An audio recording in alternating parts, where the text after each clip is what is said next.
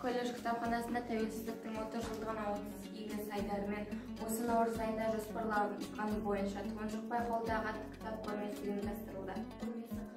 Картасымен басталады. 1991 жыл еліміздің тәуелсіздігін алғаннан берінде бүгінгі дейінгі жетістіктеріміз бойынша баяндалады.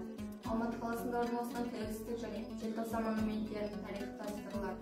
Қазақстан Республикасының президенті Қасым-Жомарт Тоқаевтың «Тәуелсіздік бәрінен қымбат» атты мақаласымен таныс бола аласыздар. Көрмені ұйымдастырудағы мақсат ата-бабамыздың тәуелсіздік жолындағы ерлігін үлгі етіп, тәуелсіздік алғаннан кейінгі Қазақстанның дербес мемлекет ретінде қалыптасуына тарихи шолу жасау. Осы жылда тұңғыш елбасы Нұрсұлтан Әбішұлы Назарбаевтың кемел саясаты мен ерен еңбегін таныстыру, Қазақстанның тәуелсіз егемен ел ретінде танылғанына 30 жыл толып отыр. Тәуелсіздіктің бағасын ұғындыру мақсатында кітап көрмесі поэзия түрін ертті. Колледжіміздің жас ақыны Қайтпаев Арманның «Тәуелсіздік жолы» атты өлеңін қабыл алыңыздар.